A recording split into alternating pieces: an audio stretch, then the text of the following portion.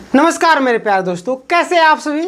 उम्मीद है कि आप सभी अच्छे होंगे, स्वस्थ होंगे, मस्त होंगे। आज के वीडियो काफ़ी ज़्यादा खास होने वाला है, जहां पे हम लोग बात करने वाले हैं झारखंड महिला सुपरवाइज़र की जाति प्रमाण पत्र क्या रहेगा, किस लेवल पर आपका लगेगा, और आवासीय प्रमाण पत्र NCL सर्टिफिकेट क्या है और कौन से लेवल पर बनेगा, इस पर आगे हम लोग बात करेंगे। और यहाँ पे सीट खाली रह जाएगी, कैसे, कौन लोग क्या मिस्टेक किए हैं, सारी चीज़ें आपको A to Z लास्ट तक पता चलेगी। चैनल में अगर नए होंगे तो सब्सक्राइब कर ले। GSSC प्लस JPSC चाहे किसी भी लेवल का जो भी अपडेट है सबसे पहले पाने के लिए चलिए स्टार्ट करते हैं। यहाँ पे मैं आपको अगर ले चलूँ तो नोट में मैं आपको पूरा डिटेल वे में समझाऊँगा, जहाँ पर सारी चीज़ें लिखी हुई है। यहाँ पे आपको दिख रहा होगा झारखंड महिला सुपरवाइज़र। आप सभी को मालूम होगा कि हमारे यहाँ पे 3 पेपर होते थे। कितना? 3 पेपर, पेपर 1, पेपर 2 और पेपर 3। ठीक है, पेपर 2, पेपर 3। अब झारखंड के कोई भी एग्ज़ाम होता है, सबसे पहली बात 3 भागों में बांट देते हैं। इसी में इसका भी हाल है, यानी कि पेपर 1 जो है आपका इसमें क्वालिफाइंग है। ठीक है, आपको जो है 30% लाना था। कितना? 30% आपको लाना था। अगर आप 30% लाए होंगे तभी आपका ये जो पेपर है चेक किया जाएगा, प्लस में ये पेपर। ठीक है, और इसमें भी कई सारे छात्र जो है इसमें भी 30% नहीं सही कर पाए। ठीक है, पेपर 1 मेन आपका मेन था। बहुत सारे लोग बोलते हैं कि पेपर 1 में क्या है, ऐसे नॉर्मली पास कर जाएंगे, लेकिन ऐसा नहीं है। पेपर 1 के लिए भी आपको मेहनत करना पड़ेगा। ठीक है, तो यानी कि अगर आपने यहाँ पे लाया होगा तो आपका चेक किया जाएगा। ठीक है, और पेपर 2 में आपका क्षेत्रीय भाषा था। यहाँ पे मान लीजिए कि आप 100 में 100 सही कर दिए और पेपर 1 में फेल हो गए तो इसको चेक नहीं किया जाएगा। ठीक है, ये तो आप सभी को मालूम होगा। अगर एग्ज़ाम की तैयारी करें तो बेसिक चीज़ें आपको मालूम होनी चाहिए। ठीक है, पेपर 3 में आपका ऑनर से 100 प्रश्न थे और GK GS से 50, जिनमें से भी आपको कितना 30% यहाँ पे भी लानी थी। ठीक है, यहाँ क्लियर हो गया होगा आपको। अब हम लोग चलते हैं यहाँ पे, क्या है, जाति प्रमाण पत्र, आवासीय प्रमाण पत्र। ठीक है, क्या लगेगा। सबसे पहले अगर OBC वाले आरक्षण लेना चाह रहे हैं तो आपको क्या करना पड़ेगा, सर्टिफिकेट बनाना पड़ेगा और नॉन क्रीमी लेयर। ठीक है, नॉन क्रीमी लेयर में आपका क्या क्या बनेगा, क्या लगेगा। ठीक है, पहले अगर हम लोग बात करें तो पहला जो है आपका जाति लगेगा, जाति प्रमाण पत्र। ठीक है,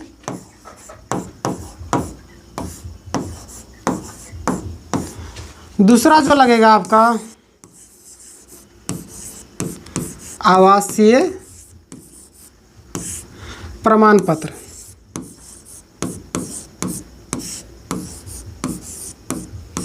तीसरा जो आपका लगेगा, क्या लगेगा,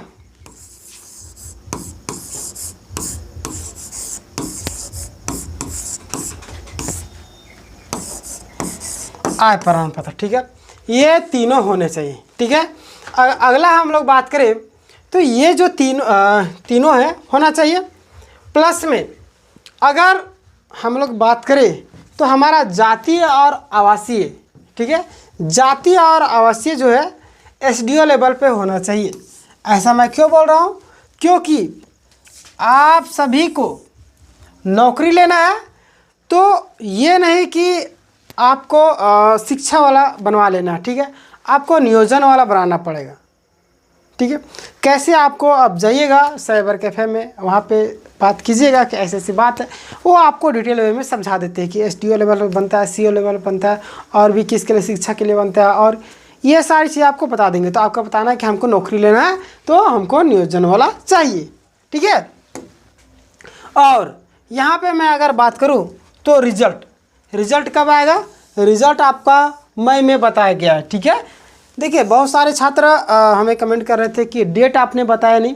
देखिए डेट जब GSSC को नहीं पता कि कब हम निकालेंगे, तो हमें कहाँ से पता रहेगा। जो जीएसएससी ऑफिशियल निकालती है नोटिस, उसी चीज़ को ना हम लोग बताएंगे। अब पता चला हमने अपने हिसाब से बता दिया और कुछ निकला ही नहीं, तो क्या फ़ायदा होगा, कोई फ़ायदा होने वाला है नहीं।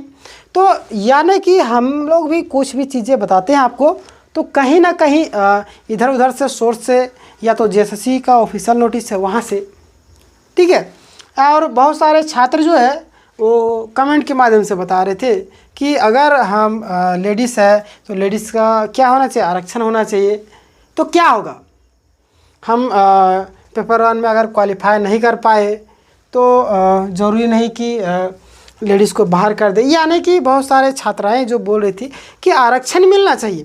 तो देखिए यहाँ पे जो क्राइटेरिया है, अगर आप 10th तक पढ़ाई किए ना, 10th तक पढ़ाई किए, पहला क्लास में अगर आप फेल हो गए तो क्या आपका सेकेंड क्लास में भेजा जाता था? नहीं ना। तो यानी कि आपने पेपर 1 में ही क्वालिफाई नहीं कर पाया तो आपका जांच कैसे होगा? अब जांच नहीं होगा तो आपका रिजल्ट नहीं बनेगा, ठीक है। कई एग्जाम्पल आपके सामने है, ठीक है, 2015 का भी उठा के देख लीजिए, और भी कई सारे। यानी कि सीट खाली रह जाएगी, लेकिन आपको क्या करेंगे, ज्वाइनिंग नहीं देंगे, ठीक है। तो आपका मेन मकसद होना चाहिए कि पेपर 1 हो, पेपर 2 हो, पेपर 3 हो, कोई बात नहीं, तीनों का बराबर लेवल पर तैयारी करना है। बस ये है कि पेपर 2 को ज़्यादा तैयारी करना है, पेपर 1 को थोड़ा सा कम करना है, लेकिन तैयारी करना है। ये नहीं कह रहे पास हो जाएंगे, पासे ना करना है, टेंशन किस बात की। वही लोग तो जाते हैं ना इस पार के ना उस पार के, पता चला किसी भी पार के नहीं हो पाए, ठीक है। तो मैं आपको बता दिया, मैं इस वीडियो को ज़्यादा लंबा नहीं खींचना चाह रहा था, तो शॉर्टकट वे में सारी चीज़ें मैं पहले लिख लिया ताकि आपको बता सकूँ तुरंत, क्योंकि वीडियो लंबा हो जाता है, आपका भी टाइम ज़्यादा किल नहीं करना है, क्योंकि आपको एग्ज़ाम की भी तैयारी करनी है। तो मैंने क्या क्या बताया आपको, ये सारी चीज़ें। यहाँ मेन था आपका यही कि इसमें आपको लाना था इतना, और ये दोनों से आपका बनता, लेकिन आप नहीं ला पाए, कोई दिक्कत नहीं, अगला की तैयारी करना आपको, ठीक है। अब आपको सर्टिफिकेट बना लेना जातीय आवासीय ये वाला, ठीक है, और ये भी एसडीओ लेवल पर और नियोजन के लिए, ठीक है। रिजल्ट आपका मई में होगा। तो पूरा समरी एक बार मैंने बता दिया आपको। अब आपको क्या करना चाहिए, कैसे क्या करना चाहिए, आप लोग जो सभी छात्र हैं, ठीक है, उन सभी के लिए मैं एक नेक्स्ट वे में पूरा डिटेल में वीडियो बनाऊंगा कि रिज़ल्ट आने के बाद क्या करना है आपको, कौन कौन से जो सर्टिफिकेट है आपको तैयार करवा के रखना है। कई मिसमैच तो नहीं है, स्पेलिंग कई बार क्या होता है कि हम लोग बचपन में ऐसे हम लोग को उतना ज्ञान नहीं होता है, तो सर्टिफिकेट में जो लिखा गया रहता है, अब 10th का ऐसे गड़बड़ा आता है, 12 में हम लोग कोशिश करते हैं कि सुधारें, अब अपने हिसाब से सुधार देते हैं। तो क्या होता है कई बार पिताजी का नाम हो गया, चाहे हमारा नाम हो या गांव का नाम, इस तरीके से मिसमैच हो जाता है, मतलब कि कहीं ना कहीं स्पेलिंग, तो स्पेलिंग को आप लोग मिला लीजिएगा। बहुत बार क्या होता है ना, थोड़ा सा स्पेलिंग के चलते आपका नौकरी छूट जाता है, तो अपना स्पेलिंग मिला लीजिए। अगर कहीं पे गड़बड़ी है तो उसको सुधरवाइए, टाइम है। और हमेशा आपको ओरिजिनल डॉक्यूमेंट्स रखना है, जो 1 साल के बाद मिलते हैं उसको, ठीक है, क्योंकि वही जाँच होते हैं।